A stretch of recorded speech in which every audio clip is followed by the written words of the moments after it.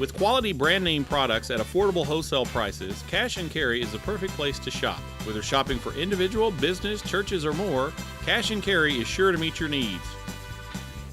Cash and Carry of Cookeville, 931-528-8050.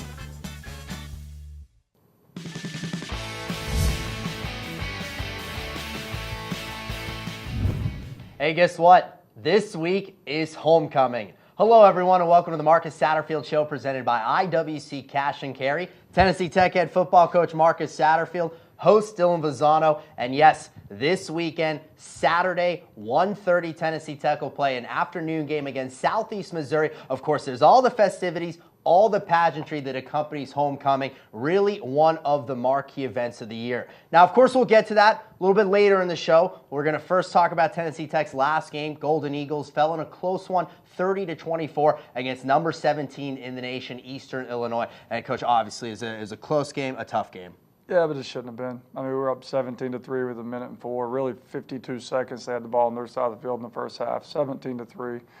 And we couldn't close it out, and the momentum shifted on us. We couldn't execute a squib kick on a kickoff return. The next thing you know, it's not 17-3, it's 17-13. We're going to halftime. All momentum shifted. We come out, we sputter, and one of the worst defeats probably in my 17 years of coaching. This one hurts really, really bad because we should have won that game. Ready to take a look at those highlights? Yep. All right, let's do it. We're going to take a look at the highlights. So presenting, once again, the game highlights, and that is brought to you by Wendy's of Cookeville.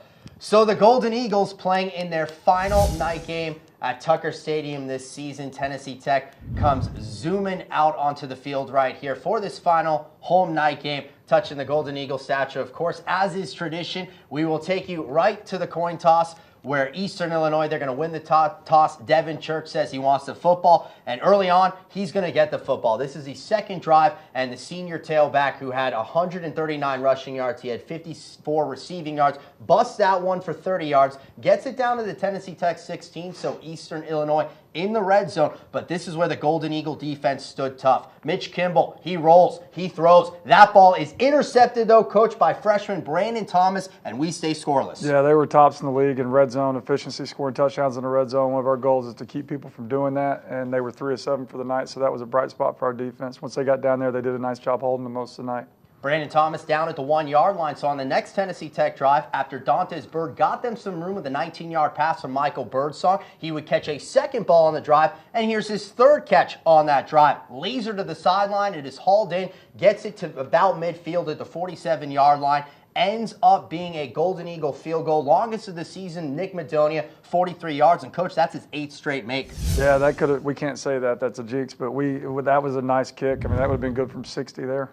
Well, my apologies as we get back to the highlights here. There's Mitch Kimball, start of the second quarter, actually first play of the second quarter, 20-yard strike to Sean Mitchell. Once again, Eastern Illinois gets in the red zone, Coach, but once again, there's a great play to keep them. Yeah, Clay Davis, true freshman, is really playing well the last couple of games and just really competing at a high level. Really good to see there. That was a 3rd and 6 play, so it ends up being a field goal. It is made by Nick Bruno. So we're all tied up at 3. Tennessee Tech on this lengthy drive. You're looking at a 3rd and 12 from the Panther 39-yard line. It's Birdsong to Bird, makes the adjustment, collects 10 yards on the play. So it sets up a 4th down and 2.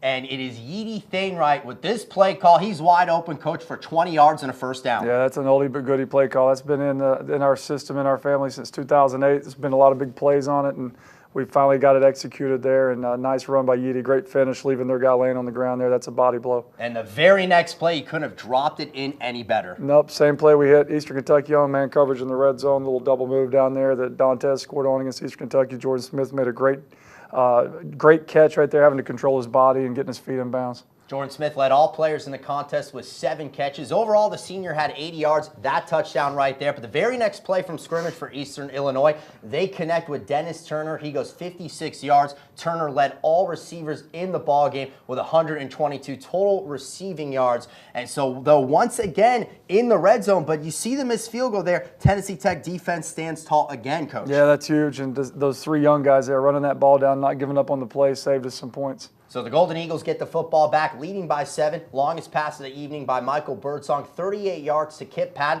That gets into Eastern Illinois territory. That helped get the drive going, and this seals the drive. 17 yards, Yeedy Thainrat, his 3rd rushing touchdown of the season. At this point, Coach, you guys are up 17-3. Yep, feeling pretty good. Used a little tempo there for the first time this year, no huddle, and the guys executed it, got it blocked up, and it was a big play for us. Next drive with 1:34 on the clock. Eastern Illinois does come right back. It's Dennis Turner, 15 yards from Mitch Kimball. So with that touchdown, it goes 17-10. You alluded to this earlier, obviously with the squib kick and a peculiar play here. Yeah, it was a really nice kick to get over that first level, and then our up backs really got a sprint to get to that ball. If anything, knock it out of bounds like we teach, and just didn't get it done. So that was a great play on their part, bad play on ours. Panthers recover. They cash in. It's a 29-yard field goal by Nick Bruno. Of course, the second make of that first half. Final play of the first half. So you look at that half, 17-3 it looks like, but obviously Eastern Illinois scores 10 late. And so heading into the locker room, it's a much different story. Oh, yeah. Yeah, it was unlike any locker room we've had this year. You know, I was upset probably a lot. I should have handled it a little bit differently with my coaches and our players. You know, I was yelling and screaming more than teaching and instructing. So I probably went in there and should have encouraged a little bit more than the way I reacted. And I think it tightened us up a little bit too much to come out, and it took us a while to get cranked up in the second half as a result of what I did at halftime. So I'm learning as a head coach, and they're learning as a young team. And so we'll get better each week. And, again, just having to put this one behind us, it hurts because we were right there. Right there, and this game was right there at halftime, 17-13. So let's take you through the second half of this close contest between the Golden Eagles and Eastern Illinois. 17-13 is the score. We'll pick it up. It's the second Panther drive of the second half, second Panther play of this drive. Say that 5 times fast. That's a 65-yard touchdown pass, Mitch Kimball to Paul Gossage. And so Eastern Illinois on that play, Coach, gets their first lead of the football game. Yeah, that was bad. Big play after big play here in the second half. And, you know, our young freshmen, I just looked in the frame there. There were 4 freshmen chasing the ball, so good thing for years to come, hopefully. Couple of 3-and-outs, and then the Golden Eagles get the football back. Yeedy Thainrat fumbles it, so momentum for Eastern Illinois, of course, already. They get a little bit more momentum, and they will cash it in. Third play, of course, it was a short drive. Deshaun McCullough punches it in from 1 yard out, so Eastern Illinois at this point has scored 24 unanswered with that extra point, and they will take a 27-17 lead into the fourth quarter. Yeah, 24 unanswered, and again, we don't want that to ever happen, but a credit to our kids. I mean, they just keep playing. They knew they weren't playing great, but they just keep playing with energy and keep fighting and fighting and fighting and try to find ways to win games in the end, and they got themselves in a position to do it. 3rd and 9 on that play from the 45-yard line. Incomplete. Good play by Malik Hall. So EIU punts, gets it to the 10-yard line. In the very first play of this crucial drive, down 10, Jordan Smith, that one goes for 19 yards. This might have then been the play of the drive. 3rd down and 6 at the Panther 38-yard line. It's Michael Birdsong. You got to get a first down here. He does it with Austin Hicks, makes one man miss, hits him with a B move for the second one, and he goes down to the 5-yard line. And, Coach, you guys are in business. Yep, right there. And then we got in a big set, finally handed the ball off, blocked everybody, and ran it into the end zone. So I guess if we can take anything offensively from this game, we did hand it off, get a yard, and score a touchdown. So that was good to see. That was Andrew Goldsmith who collects the rushing touchdown. Extra point is up. Extra point is good. So it's 27-24 now in favor of Eastern Illinois. So plenty of time in the football game with 7.5 minutes remaining. But the Panthers do go on a lengthy drive. Over 5 minutes off the clock. That on a 3rd and 8 from the Tennessee Tech 49-yard line. Completed 31 yards to Dennis Turner on the toss by Mitch Kimball.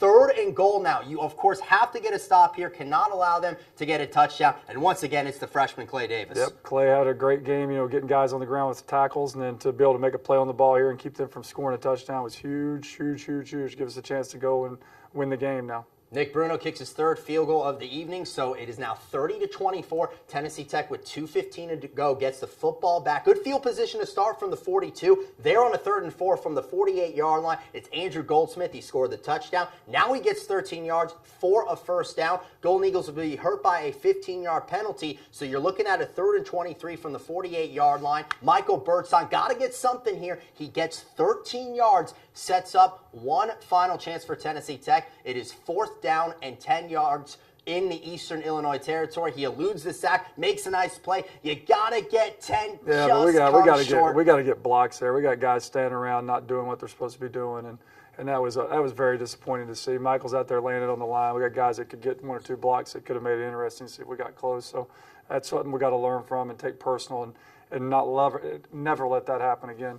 Michael Birdsong with that 7-yard scamper, so that does end the game. You see the numbers right there, 26 out of 38, 294 yards for the senior. He also led Tennessee Tech in rushing with 53 yards. And then Jordan Smith, we alluded to his game earlier, 7 catches, 80 yards, and a touchdown. And obviously, Coach, the tough defeat after the game, kind of what was said to the team? I don't want to be one that's talk about, well, that's the coaches, that's my fault, because coaches never really mean that. It's our players' fault and it's our coaches' fault. We all had a hand in it. I had a major hand in it. Our players have got to learn how to finish. We talked about before the halftime, before they went on the drive. Look at their sideline. They were dead. They were on the bench. They were drinking water. They weren't in the game at all. We had a chance to finish it, and we just are not to a point physically and mentally, from a toughness standpoint, to go out there and just do it. I mean, it was right there. To take what was the 17th best team in the country and put our foot down and say no more and take it and separate ourselves, and had a chance to do that at home in front of a home crowd, and we didn't handle it. So, again, you can tell by my demeanor, I'm a little upset about it, and we're working extremely hard, and I can't wait to get back out this weekend to get this taste out of our mouth. That Tennessee Tech football game against Eastern Illinois was one of a few games in the conference that were pretty exciting. So at this point, let's take you to the OVC scoreboard and standings. And that, of course, is brought to you by the OVC Digital Network. First, we will start with the scoreboard. Number 3, Jacksonville State defeats Austin Peay 34-14. It was a 14-7 game at the half, though, but the Gamecocks, end up going on a nice run in the second. Josh Clemens, a career-high 143 yards rushing. Senior quarterback Eli Jenkins ran for 117 more as Jacksonville State wins their 19th straight OVC game. It was a shootout, UT Martin and Murray State. It swung Martin's way as they go to 3-1 in the OVC. Junior quarterback Troy Cook, 317 yards and 3 touchdowns. And then that final game, Tennessee State 35, Eastern Kentucky 28. That was a 35-3 halftime advantage for TSU. Eastern Kentucky comes out, scores 25 unanswered, but strong defense at the end. TSU cornerback Ezra Robinson had 2 picks in the game. He returned one of those for a touchdown as he was named OVC Defensive Player of the Week. Now for the standings, Jacksonville State remains undefeated. They are 2-0. Eastern Illinois and then UT Martin both 3-1. Tennessee State, Southeast Missouri Tech's next opponent, both 2-1. TTU 2-3, and then Eastern Kentucky, Murray State, and Austin Peay, the final 3 teams in the conference. Coach, you look at that and kind of what jumps out to you? We have 1 more win than 3 teams in the conference, so let's go get a 3rd win this week and see what happens. We have a lot to play for still. We're going to continue to play hard, and our kids, again, not to take it off the standings, but had a great team meeting yesterday. I told them, you would have thought we just lost the game to go to the Sugar Bowl, and it was really just a 2-5 team that was upset about losing, and they're that focused on getting things right, getting a hold of our process, living up to our standard, and I can't wait to try to get a 3 instead of a 2 up there next week. Well, of course, we will preview that game a little bit later in the show. We got a lot more segments to get to, and first, though, we will take a break. You are watching The Marcus Satterfield Show.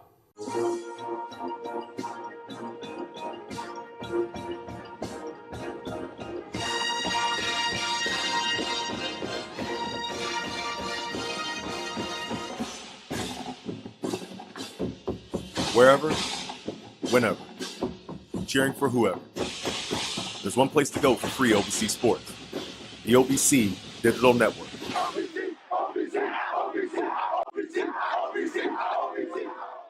Back here on the Marcus Satterfield Show, presented by IWC Cash and Carry. We just took you through those game highlights. One of the bright stars was Jordan Smith, a senior wide receiver who had 7 catches, 80 yards and a touchdown in that game against Eastern Illinois. Let's hear his story. So introducing the Player Spotlight, and that is brought to you by TTSports.com.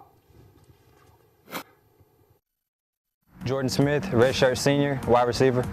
I decided to come to Tech because it was so close, and also the championship the year before kind of motivated me here. I also love the facilities and being able to play in front of my family, and it's also a great institution.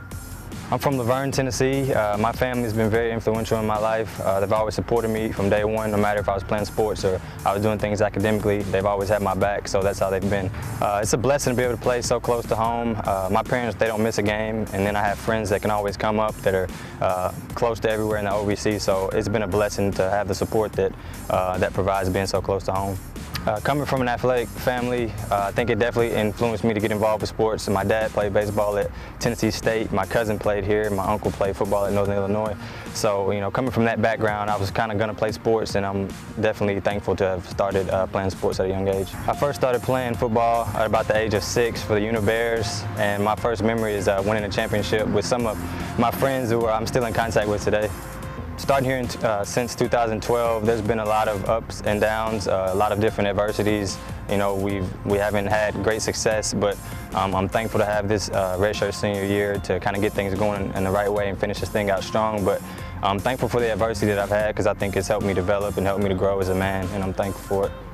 Being on a team with my brother was extremely special. You know, you have a bond with teammates, but it's different to have a blood brother. We would always kind of feed off each other's energy. You know, when we come to the sideline, tell each other, you know, little things that you don't get, you know, with teammates. So it was a blessing, and I realize it was an honor to play with him. It doesn't have to happen very often. The most difficult obstacle I've had to overcome is probably not living up to my own expectations. I set very high standards for myself, and if I don't reach those, it's very disappointing. So just trying to fight through that kind of adversity has been tough on me, but I think I'm definitely working on it.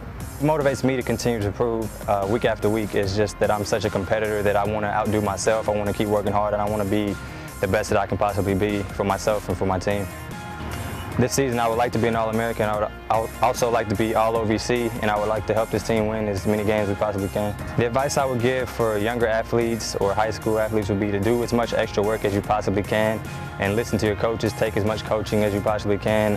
Never think that you know it all. Don't be stubborn, and just continue to keep working and grinding, and everything will work out the way it's supposed to. Well, one, that's got to be really exciting to be able to play with your brother, which is what he did, Josh Smith, and two, he's a wide receiver that continues to impress. Yeah, he keeps getting better. You know, talked about his family. He's got a great family, very close family. You know, it's crazy, a small world. When I was at Chattanooga, we recruited Jordan, and he chose to come here to play with his brother, and thought this was a better place for him. At the time, I was upset. Now, looking back, I'm glad that he's here and glad he chose Tech over Chattanooga. So he's got he had a great night the other night. I think he's going to continue to get better. His role's going to continue to grow. He keeps competing, and hopefully he can finish this year out, you know, like he did the other night with 7 or 8 catches a game, because if he does, it'll give us a chance to win some. Well, at this time in our show, we bring you inside a Golden Eagle practice. Now, we just told you about a Tennessee Tech wide receiver, so it probably would make sense to bring you through the eyes of the wide receiver coach for the Golden Eagles, and that is Derek Carr. So we're going to show you mic'd up right now, and that is brought to you by Pepsi.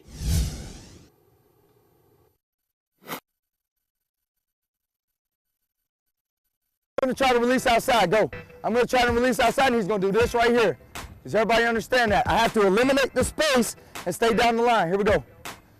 Sit. Good. There we go. Nice. Sit. There we go. Nice.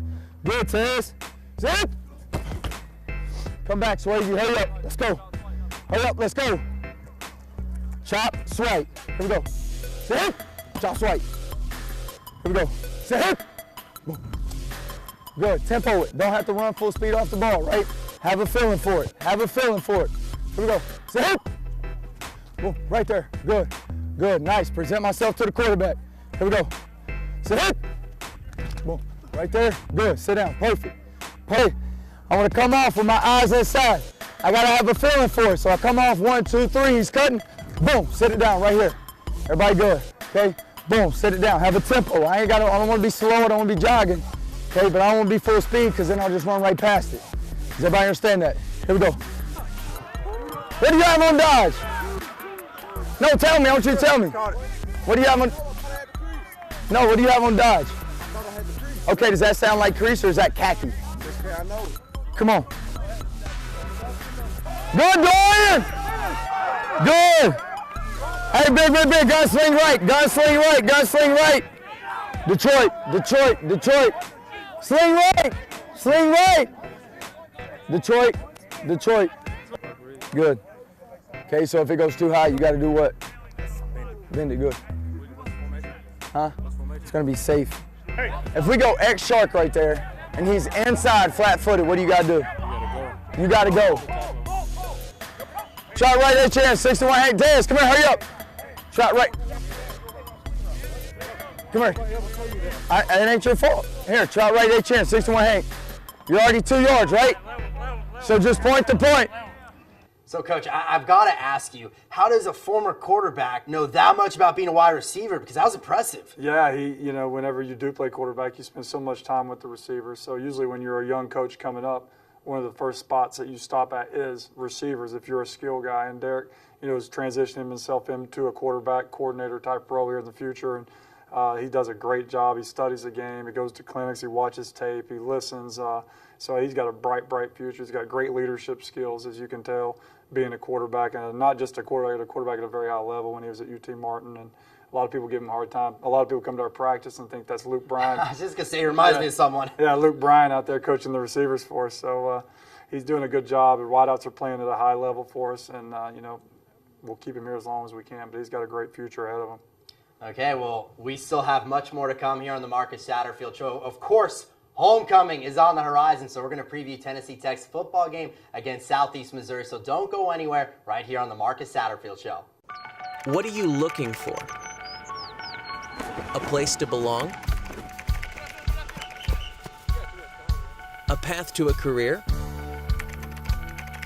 A way to make things better? Do you wonder what opportunity looks like? Explore your answers here. Change your world at Tennessee Tech University. Visit tntech.edu/change. Welcome back here to the Marcus Satterfield Show, presented by IWC Cash and Carry. Well, we know it's a very busy weekend, not just for Tennessee Tech football, but a number of other Golden Eagle athletic teams. With it being homecoming, a lot of them are at home. A lot of them had success this past weekend. So here, back into the fold to bring you what went down, Tennessee Tech Athletic Director Mark Wilson, as he presents with us the Golden Eagle update. That's brought to you by the Tech Athletics Twitter at TTU Golden Eagles.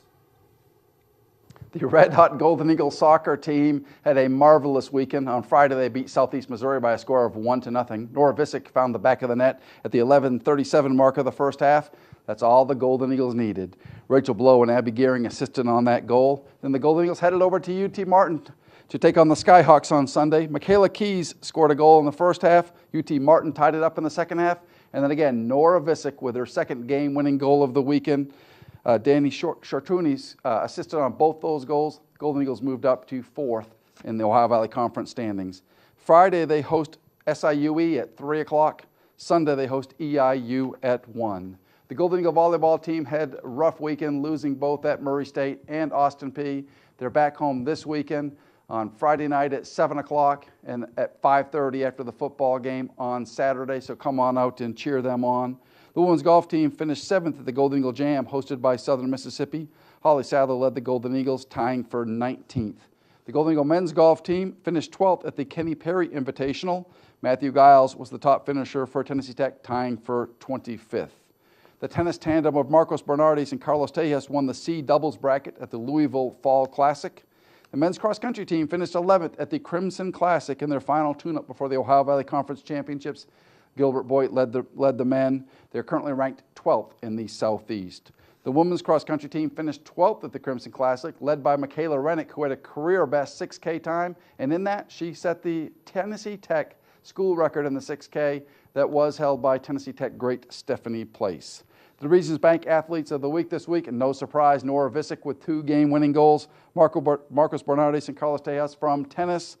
Gabby Perez was named the September Unsung Leader Award. Just a phenomenal, great in her efforts for flood relief in the state of Louisiana. Basketball season tickets are on sale now. Make sure you join us next Thursday night in the Hooper Evelyn Center for Purple Palooza. It's trick-or-treating and the kickoff to the basketball season beginning at 6 o'clock. And this weekend is Homecoming and Hall of Fame weekend. Always a great weekend on the Tennessee Tech campus. We'll induct the 5 newest members to the TTU Sports Hall of Fame.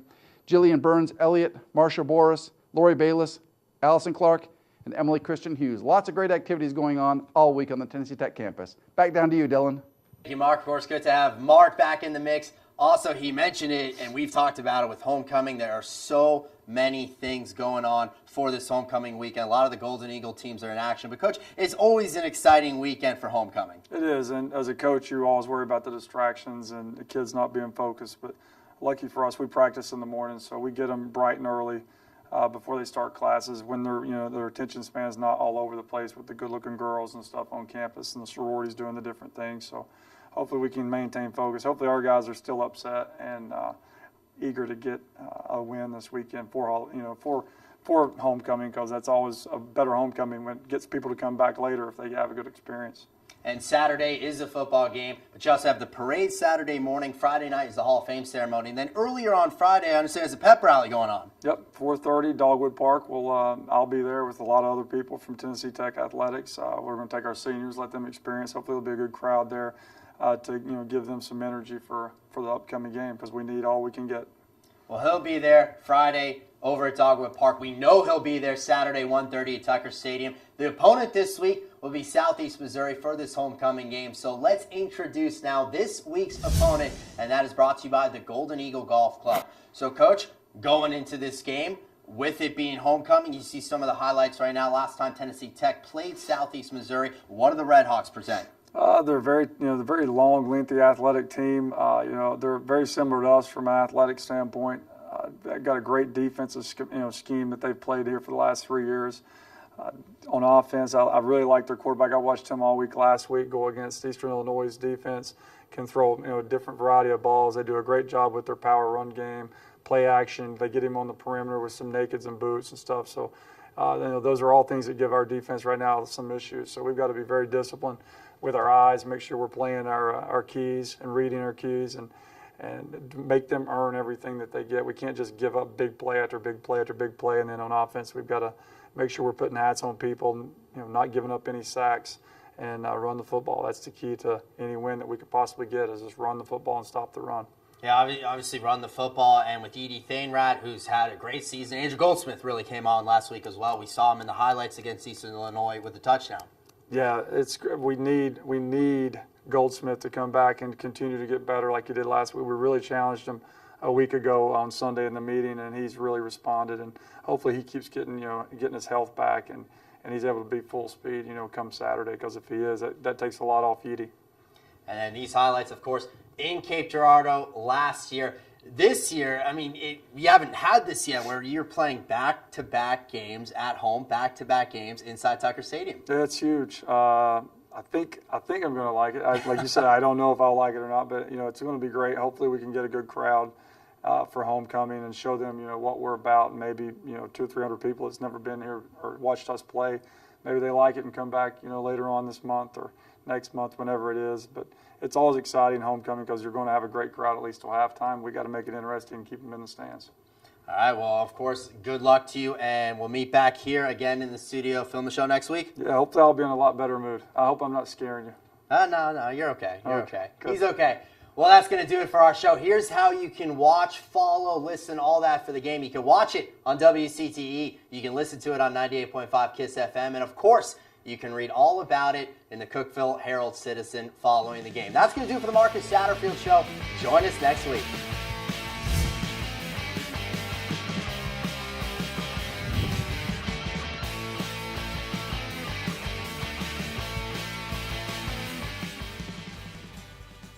With quality brand name products at affordable wholesale prices, Cash and Carry is the perfect place to shop. Whether shopping for individual, business, churches, or more, Cash and Carry is sure to meet your needs.